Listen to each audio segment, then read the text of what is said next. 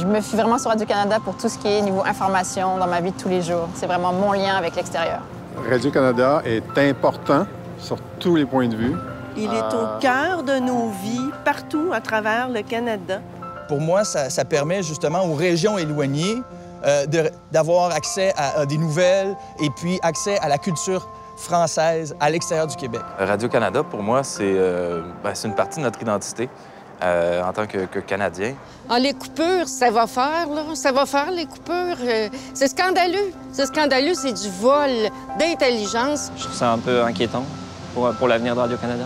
J'étais là lorsque Radio-Canada est apparu. Puis je comprends même pas pourquoi on se rébelle pas plus que ça. J'aimerais moins être là pour voir cette disparition. Je ne comprends pas le gouvernement fédéral de s'attaquer à ça parce que ça va à l'encontre de l'unité canadienne si jamais ça les intéresse, cette question-là. Je dirais qu'on n'arrête pas de couper à Radio-Canada, puis on peut se demander vraiment qu'est-ce qui va rester à un moment donné. Il faut que ça arrête, là. C'est comme une hémorragie, tu sais. Il faut que ça l'arrête. Moi, je suis inquiète parce qu'une coupure par-ci, par-là, à chaque année, ça met en danger l'intégrité de Radio-Canada. C'est plus qu'important, je dirais que c'est crucial pour refléter nos valeurs, notre identité collective, ce qu'on est. On est 7 millions de francophones perdus dans 300 millions d'anglophones. C'est pas ce que j'attends d'un premier ministre. En réalité, en tant que Canadienne, je suis prête à payer davantage pour la qualité de l'information et la représentativité de notre société. Moi, le financement de Radio-Canada, ça va influencer mon prochain vote. Moi, ça va être mon deuxième vote cette année. Ça fait pas très longtemps. Lors d'une prochaine élection, si un parti politique prenait position en faveur du maintien des postes puis du financement de Radio-Canada, c'est sûr que ça pourrait influencer mon vote. Je vais voter pour quelqu'un qui veut que Radio-Canada reste. C'est sûr que ça me tient beaucoup à cœur. Monsieur le Premier ministre, je compte sur vous. Il faut arrêter les coupures de Radio-Canada. Il faut refinancer Radio-Canada de façon adéquate. Vous êtes le garant de nos institutions, de notre démocratie. C'est votre responsabilité.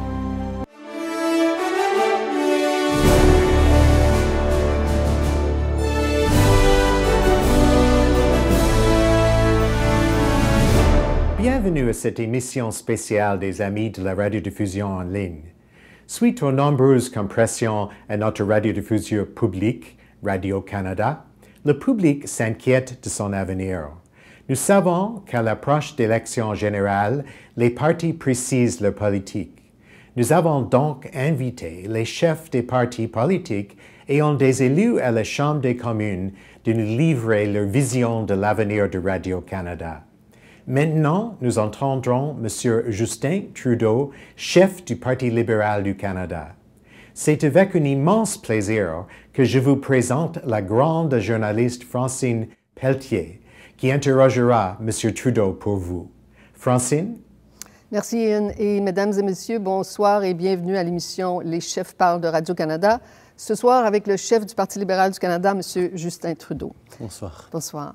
Merci d'avoir accepté notre invitation. Ça me fait plaisir d'être ici. Alors, vous l'avez entendu comme moi, les gens sont très inquiets, les francophones notamment. C'est pour eux et pour elles, c'est une question d'identité. Advenant que vous formiez le prochain gouvernement, vous serez le garant de nos institutions et de notre démocratie. Que pensez-vous faire pour sauver non seulement l'honneur de Radio-Canada, qui est de plus en plus mis à mal, mais les services de Radio-Canada? Il faut comprendre le rôle du diffuseur public partout dans les démocraties du monde. C'est d'informer le public, c'est de faire des citoyens de plus en plus engagés et c'est très important au 21e siècle. Mais en plus, Radio-Canada, comme tel son mandat, c'est de nous rassembler d'un bout à l'autre du pays dans nos deux langues officielles pour célébrer nos histoires locales, mais aussi pour qu'on se retrouve en tant que citoyens d'un grand pays à être unis, à avoir une vision et des valeurs semblables. Alors, pour moi, c'est pas juste une question de protéger une institution, c'est de protéger les valeurs canadiennes, ce qu'est le Canada, un pays ancré dans la diversité, mais où on partage nos rêves, nos histoires, notre réalité à travers le pays. Et pour ça, Radio-Canada a besoin de financement stable, long terme, prévisible, et a besoin d'avoir une indépendance certaine des gouvernements, du gouvernement de l'heure et de la partisanerie politique pour qu'elle puisse justement informer et aller au fond des choses pour garder la citoyenneté les plus puissants possibles. Alors concrètement, est-ce que ça veut dire que vous vous engagez, et c'est une question qui nous vient d'ailleurs d'un téléspectateur de Saint-Michel au Québec, est-ce que vous vous engagez à réparer les pots cassés par le gouvernement Harper, c'est-à-dire que toutes les coupures sous Harper, ça n'existerait plus? Oui, les coupures de 115 millions de dollars par année et d'autres, nous allons les renverser prime abord. Mais ensuite, ça nous prend une réflexion profonde sur quelle sera la meilleure façon de protéger et d'assurer la croissance et la puissance de Radio-Canada dans un univers médiatique qui est toujours changeant. La numérisation, l'Internet, comment est-ce qu'on va arriver à avoir notre diffuseur public à la hauteur de toutes les exigences et des besoins des années à venir? À ce niveau-là, on va être ouvert à regarder toutes sortes de choses. Mais on sait que bien avant les coupures sous le gouvernement Harper, il y a eu souvent des coupures dans le passé.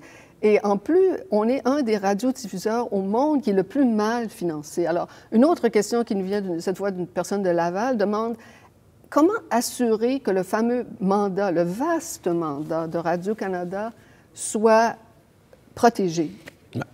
D'abord, reconnaître que le mandat de Radio-Canada est au cœur, pas juste de la société Radio-Canada, mais de notre société canadienne, de créer des façons de se partager nos histoires, nos préoccupations, avoir de bonnes nouvelles. C'est au cœur de ce que nous devons en tant que démocratie. Alors, on l'assure en faisant plusieurs choses. D'abord, un financement adéquat. Oui, il y a eu des coupures dans le passé aussi, mais ce qui caractérise ces coupures-ci par ce gouvernement, c'est que, oui, pendant les années difficiles des années 90, on a dû faire des choix, mais ça a été des choix obligés. Cette fois-ci, on voit que le gouvernement est en train de couper par idéologie et par choix et pas par nécessité. Et c'est ça qui est tellement désolant. Et si on n'avait pas eu tellement de partisanerie, même dans la gouvernance de Radio-Canada, que 9 sur 11 des directeurs de Radio-Canada ont été des membres ou bien des donateurs au Parti conservateur. Honnêtement, c'est le conseil d'administration qui devrait être en train de rouspéter contre ces coupures, mais ils ne sont pas en train de le faire, ils sont complètement absents. Tu ajoutes ça à un gouvernement qui régulièrement fait du financement sur le dos de Radio-Canada en faisant des attaques à la Chambre des communes. On voit qu'on a un diffuseur public qui a peur de trop attaquer le gouvernement parce qu'on a le sens qu'il va y avoir plus de coupures. Alors, cette précarité n'est pas au service des citoyens, et je dirais même que ce n'est pas au service du gouvernement, parce qu'un gouvernement moderne se doit de miser sur la transparence, sur la rigueur intellectuelle, sur une ouverture et une imputabilité qui se doit d'être fournies par nos journalistes, par nos services de nouvelles, nos documentaristes. Et ça, ce n'est pas en train de se passer parce que Radio-Canada se trouve dans une position précaire. Selon vous, quel devrait être le mandat de Radio-Canada? De créer des citoyens informés, ouverts, confiants, conscients de leur potentiel en tant que citoyen, mais aussi de leur responsabilité en tant que citoyen d'un grand pays comme le Canada. Et ça se fait quand Radio-Canada est un moteur de nouvelles, de journalisme, de documentaire, mais aussi de culture, de pouvoir appuyer nos artistes, nos créateurs, de célébrer ce que nous avons ici comme source de fierté. Ça fait partie de devenir une société mature, confiante, prête à se présenter à la planète entière pour partager ses histoires, ses succès, ses défis et aider les gens qui vivent des défis pareils. Mais est-ce qu'on pourrait être rendu à un moment de notre histoire où le fameux mandat devrait être revu? Et là, je pense particulièrement à l'aspect du mandat qui implique les services français et anglais. Ça a toujours été, dès le début, une volonté et une nécessité pour le pays d'avoir les services dans les deux langues. Mais avec les années, on voit que ça a évolué de façon différente. Radio-Canada a un public plus ou moins captif, en tout cas une popularité auprès de ses téléspectateurs que CBC, ou du moins la télévision, n'a pas. Et maintenant, avec les coupures, le côté francophone, aussi bien qu'anglophone, font les frais de ces coupures. Et on se demande si est-ce que le temps ne serait pas venu de peut-être différencier les deux, parce que nous avons quand même deux publics un peu différents, deux façons de faire, on le sait, un peu différentes. Qu'en pensez-vous? Bien, je pense que d'abord, CBC peut énormément apprendre des succès de Radio-Canada en termes de création de contenu que les gens aiment écouter. Alors, je comprends que oui, appliquer un même standard à travers la compagnie, c'est peut-être pas l'idéal. On devrait pouvoir avoir un peu plus de flexibilité. Mais moi, je voudrais pas diminuer l'importance de cet échange, du travail ensemble, de se dire qu'on a un radiodiffuseur public qui travaille dans les deux langues officielles. Faut garder cette unité. Faut pas trop se retrouver à dire « OK, bien ça marche ici, ça pourrait jamais marcher là ». Au contraire, je pense qu'au Canada anglais, on a beaucoup à apprendre de la réussite culturelle du Canada français en termes de contenu. Mais et ça, vous aviez dit pour la télévision, mais si on regarde pour la musique, par exemple, les radios de la CBC ont vraiment fait énormément d'efforts pour souligner, pour célébrer des artistes canadiens. Et c'est à cause de ça que la musique canadienne-anglaise, elle aussi, comme la française, s'épanouit pas juste à travers le Canada, mais à travers le monde. Alors, je sais qu'on a beaucoup à se partager. Je suis très ouvert à avoir une réflexion particulière sur les besoins précis des deux différences et peut-être un certain niveau d'indépendance d'approche, je veux bien, mais moi, séparer Radio-Canada et CBC, c'est pas, je pense que c'est pas la meilleure solution, mais ça fait parmi les réflexions que j'espère qu'on va avoir de façon importante dans les années à venir. Mmh. Parmi les réflexions qui se font en ce moment par rapport à l'avenir de Radio-Canada, certainement par rapport à la direction actuelle, on n'a que d'yeux pour la numérisation. On dit que c'est l'avenir, on cherche un public plus jeune avec la numérisation. En même temps, on fait les frais un peu des services plus traditionnels de la radio et de la télévision. Que pensez-vous de ce fameux virage numérique? Bien, je pense que c'est une progression. Ça ne devrait pas être un virage. C'est sûr que je suis très ancré dans l'univers numérique ces jours-ci. Et pour moi, je comprends à quel point c'est important d'aller être présent et bien ancré dans ce monde numérique. Mais la radiodiffusion classique va demeurer pendant encore bien des années extrêmement importante pour un grand nombre de Canadiens. Alors, c'est toujours une question d'utiliser les nouveaux outils qu'on a pour remplir notre mandat sans nécessairement arrêter ou mettre de côté une source d'information traditionnelle qui est très importante pour les gens.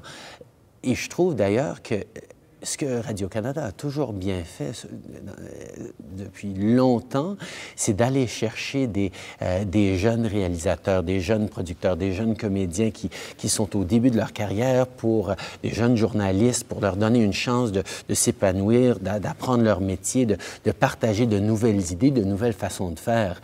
Et je trouve que c'est quelque chose que Radio-Canada devrait commencer à faire encore plus, d'aller chercher justement des jeunes qui sont présents dans cet univers numérique. Mais c'est eux qu'on met à la porte en ce moment. C'est exactement eux qui perdent leur emploi. Là. Et c'est exactement le problème avec les coupures qu'on est en train de vivre, parce que Radio-Canada est en mode survie maintenant et pas en mode service long terme de la population. Et c'est ça qui est si désolant de la situation actuelle. Parce que je me souviens toujours de ce que dit Winston Churchill pendant la Deuxième Guerre mondiale, quand il y avait des coupures dans tous les différents ministères. Il a dit non, on ne coupe rien à la culture parce que c'est pour ça qu'on se bat. C'est la raison de notre existence. Alors, de vouloir couper un peu partout sans comprendre l'avenir qu'on est en train de bâtir, pour moi, c'est désolant. L'autre grande question qui se pose en ce moment par rapport à où va Radio-Canada, c'est la question de la commercialisation. Pendant longtemps, une des marques qui distinguait Radio-Canada CBC de ses compétiteurs, c'est l'absence de publicité. De plus en plus, nous avons de la publicité. Alors, quoi faire face à cette commercialisation galopante à Radio-Canada? Bien, je pense que, d'abord, si on commence à donner un financement adéquat, on va pouvoir freiner cette commercialisation, mais il faut aussi comprendre qu'un diffuseur public ne devrait pas être en train de compétitionner directement avec des diffuseurs commerciaux. C'est pas la même chose. Et bien, comme on a entendu avec les gens qui sont si passionnés par rapport à Radio-Can, les gens comprennent qu'il y a une différence. Et ce que nous devons faire, c'est d'assurer qu'il y a des pistes pour réduire le nombre de publicités, pour avoir une réflexion très délibérée sur quelle proportion devrait venir des publicités et quelle proportion devait venir directement des contribuables. Donc, vous n'êtes pas prêt à vous engager pour dire qu'il n'y aurait plus de publicité à Radio-Canada? Non, je pense que je comprends ce désir de se remettre dans cette direction-là, mais ça fait partie d'une grosse conversation sur comment s'articulera Radio-Canada. Quand on regarde les publicités sur l'Internet, maintenant, c'est très différent de ce qu'on a dans la forme traditionnelle à la télévision. Il y a sûrement des moyens de continuer à avoir un certain revenu au niveau des publicités sans venir trop défaire ou de brimer ce mandat important de diffuseur public. C'est une conversation, mais on n'a pas toutes les réponses encore. Vous avez mentionné plus tôt l'ingérence politique. Alors, parlons-en de l'ingérence politique. Dernièrement, en visite à Québec, M. Harper a fait une sortie qui a été très remarquée, qui a fait couler beaucoup d'encre, en accusant les employés de Radio-Canada d'être des gauchistes et d'être contre les valeurs, les politiques conservatrices. Est-ce que vous croyez, vous aussi, que les jupons dépassent à Radio-Canada? Non, je trouve assez régulièrement que, en tant que membre de l'opposition, je trouve qu'il y a des fois où le diffuseur n'est pas assez critique à l'égard du gouvernement, mais c'est ma perspective. Et la réalité, c'est que Radio-Canada se doit de faire sa job et d'amener différentes perspectives, mais surtout l'effet de façon aussi objective que possible. Et qu'un parti politique attaque l'intégrité de journalistes, de gens dans notre diffuseur public, je trouve ça absolument inacceptable. Ça a été extrêmement choquant pour moi de voir le premier ministre. On voit depuis longtemps l'arrière-ban des conservateurs attaquer à gauche et à droite Radio-Canada, mais de le voir du premier ministre carrément, je trouve ça énormément déstabilisant, pas juste pour tous les employés de Radio-Canada, mais tous ceux qui croient que dans une démocratie, on se doit d'avoir une presse libre et indépendante. Pour moi, ça fait beaucoup plus république à banane où le gouvernement s'attaque à la presse. C'est pas ce qu'on devrait avoir. Mais c'est peut-être la première fois qu'un premier ministre s'attaque de façon aussi précise face aux radiodiffuseurs publics, mais c'est pas la première fois qu'un premier ministre s'attaque à Radio-Canada. Sous votre père, Pierre-Éliott Trudeau, il y a eu de grandes attaques de Radio-Canada par rapport à une autre idéologie, l'indépendance. Et ça a continué. Je crois que le dernier premier ministre qui n'a pas attaqué Radio-Canada, c'est Lester B. Pearson. Tous les autres les ont attaqués d'une façon ou d'une autre. Je comprends. Et je peux vous garantir, si je deviens premier ministre, si j'ai la confiance des gens de le devenir, il y aurait des moments où je vais être assez fâché contre les journalistes d'avoir reporté ceci ou cela, parce que c'est frustrant pour un gouvernement d'avoir une presse libre qui, des fois, partage une perspective autre que la nôtre. Mais c'est sain dans une société libre. Mais c'est une chose d'être en désaccord avec une approche particulière, et c'est une autre chose de dire carrément que tous les employés à Radio-Canada ne croient pas dans nos valeurs. Et je trouve qu'il y a une différence importante dans l'approche que M. Harper a fait avec les chicanes qu'on a eues, parce que oui, il y avait beaucoup de nationalistes passionnés à Radio-Canada pendant des années très difficiles pour le Canada. Comment expliquez-vous que les plus grosses coupures, on en parle beaucoup en ce moment sous le gouvernement Harper, mais en fait, les plus grosses coupures ont été sous Jean Chrétien, un gouvernement libéral. Comment expliquez-vous ça? Bien, c'était le contexte. Pendant les années 90, on a eu à faire des choix extrêmement difficiles. Bien, le gouvernement libéral a dû faire des choix extrêmement difficiles, de couper à bien des niveaux. Et une fois qu'ils ont rétabli l'équilibre budgétaire, ils ont pu commencer à réinvestir dans Radio-Canada par la suite.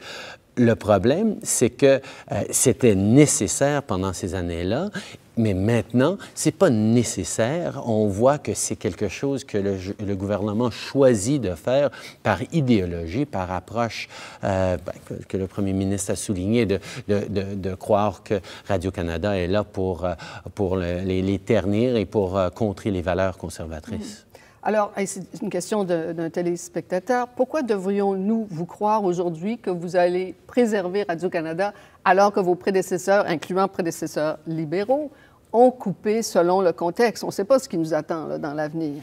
D'abord, je suis le premier à reconnaître qu'à bien des niveaux, le Parti libéral, dans le passé, a fait des erreurs.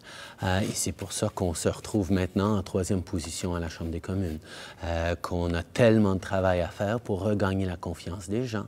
Et les gens qui essaient de m'attaquer pour ce qui s'est passé dans le passé, je dis oui, effectivement, on a fait des erreurs. Mais je sais aussi que je fais partie d'une nouvelle génération, que la relève politique veut plus de transparence, veut plus d'ouverture, plus de responsabilité. Et à ce niveau-là, je sais que les gens s'attendent et vont avoir un gouvernement qui va être à la hauteur des attentes des gens, et c'est ce que je m'engage à faire. Et selon vous, puisque vous parlez des erreurs du Parti libéral, quelle serait la plus grosse erreur du Parti libéral? De prendre les gens pour acquis. D'être trop ancré sur l'avenir du Parti libéral et pas assez sur l'avenir des Canadiens. On s'est retourné sur nous-mêmes plutôt que d'être au service de la population. Alors, parlons de gouvernance maintenant. Vous l'avez mentionné tantôt. Il y a possiblement toujours eu un problème avec le conseil d'administration de Radio-Canada-CBC parce que ça a toujours été la prérogative du premier ministre de nommer le conseil, incluant le président. On voit ce qui se passe aujourd'hui. La grande majorité des membres du conseil sont des donateurs conservateurs, pas exactement arm's length, n'est-ce pas? Qu'est-ce que vous feriez, vous, pour préserver l'indépendance du conseil d'administration et de Radio-Canada-CBC? D'abord, de s'assurer que le choix de gens qui siégeraient au conseil d'administration sera fait selon un processus non partisan ou moins multipartisan qui sera basé sur des gens qualifiés qui ont quelque chose à offrir, qui seront au service de Radio-Canada et de la population et pas du gouvernement de l'heure. C'est ce que j'ai fait, par exemple, par rapport au Sénat, où j'ai annoncé que j'enlevais le favoritisme et la partisanerie du Sénat en disant qu'on allait nommer des sénateurs seulement selon un processus indépendant, transparent. On devrait faire ça pour le conseil d'administration de Radio-Canada aussi. Vous êtes d'accord donc avec Elizabeth May qui propose, pour toute la culture d'ailleurs, qu'il y ait comme un comité de sages, de gens extrêmement compétents dans leur domaine qui choisissent, eux, les gens qui vont siéger dans les 10 conseils d'administration? Le choix final sera toujours au premier ministre, mais il devrait choisir d'une liste qui est proposée par des gens indépendants de toutes sortes de perspectives qui vont pouvoir établir qui sera la meilleure personne, les meilleurs candidats pour ces postes. Un des problèmes par rapport à la gouvernance de CBC, c'est la fameuse adoption de la loi C-60 qui maintenant permet que le gouvernement puisse contrôler les conditions de travail des journalistes et des réalisateurs? Est-ce que vous vous engagez à abolir cette loi, ou en tout cas les clauses concernant... Je trouve que de trop s'ingérer dans le fonctionnement d'un espace de travail, de bloquer l'accès à la grève, de venir s'attaquer aux syndicats comme le fait régulièrement ce gouvernement, c'est pas dans l'intérêt ni des travailleurs, ni de la population qui se veut bien servie par des gens comme les gens qui travaillent à Radio-Canada. Alors, pour moi, c'est une loi qui présente beaucoup de problèmes et donc, on va regarder à défaire ça. Les gens au Québec, notamment, ont beaucoup déploré le fait que le fameux costumier de Radio-Canada a été démantelé. Ça n'existera plus. Est-ce que c'est des questions qui nous sont venues aussi du public? Est-ce que, selon vous, c'est quelque chose qui pourrait être rétabli? Bien, écoute, avec un financement adéquat pour Radio-Canada, ils n'auront pas à faire ces choix. Ils vont pouvoir revenir en arrière. Moi, quand j'ai entendu ça, je pensais au costume de Passe-Partout, de Passe-Montagne, et le fait que je suis en train de présenter maintenant ces DVD à mes enfants pour qu'une nouvelle génération découvre ça, ça fait partie de de mon enfance, de mon identité. Et cet imaginaire de toute une génération qui est liée à ça, je pense que ça a été ahurissant que ça se fasse et que le gouvernement conservateur ait permis que ça se fasse. C'est tellement un symbole puissant que s'ils avaient compris c'est quoi Radio-Canada, ils n'auraient jamais laissé ça passer. Je vous écoute parler de Passe-Partout et ça me rappelle que vous avez été quand même critiqué pour votre première publicité sur Radio-Canada. On vous accuse d'avoir une vision un peu passéiste, de parler de Radio-Canada en termes d'émissions qui n'existent plus. Est-ce que vous avez une vision un peu nostalgique de Radio-Canada dans le bon vieux temps? Au contraire. Mes enfants regardent Toc Toc Toc régulièrement. C'est très ancré dans le présent pour ça. Mais il faut comprendre que pour un Québécois comme moi, mon identité, comment j'ai été élevé, ce qui m'a entouré, continue à avoir un impact sur qui je suis. Et je ne vais pas faire proposer d'excuses pour ça. Oui, il faut continuer, il faut aller vers l'avant, mais de comprendre d'où on vient, de comprendre cette force identitaire que nous avons, que nous partageons depuis des générations, non, je ne veux pas faire des excuses pour ça. Alors, une autre question qui préoccupe beaucoup le public, c'est la question des régions. Ça fait partie du fameux mandat original que Radio-Canada doit avoir une division extrêmement large qui s'étend aux régions. Est-ce que vous trouvez que c'est quelque chose qui doit être maintenu parce que c'est justement le genre de choses qu'on risque on a envie de couper dans des moments difficiles? Bien, on a vu d'ailleurs qu'on est en train de couper dans les salles de nouvelles, dans les régions. Il y a une consolidation et une réduction d'impact. Or, ce que les gens veulent, c'est l'information locale et un peu nationale. Et de ne pas avoir cette voix locale, c'est extrêmement dangereux parce qu'on ne se connaît pas nous-mêmes et on n'est pas en train de se partager nos histoires. La diffusion locale fait partie du cœur du mandat de Radio-Canada, surtout dans un pays aussi grand que le nôtre. On a besoin de se sentir ancré dans notre chez-nous, dans nos deux langues officielles. Alors, ça fait partie, quel que soit le format, qu'on soit rendu complètement numérique ou autre, on a besoin de salles de nouvelles, de studios ancrés dans la réalité de tous les jours à travers les régions de ce pays. Et finalement, selon vous, que devrait être la part de la culture, notamment pour Radio-Canada? Parce que, pour revenir à ce que les gens disent, c'est une question d'identité, la question culturelle au Québec, donc la question de la langue. Est-ce que Radio-Canada, précisément, devrait jouer un rôle culturel accru?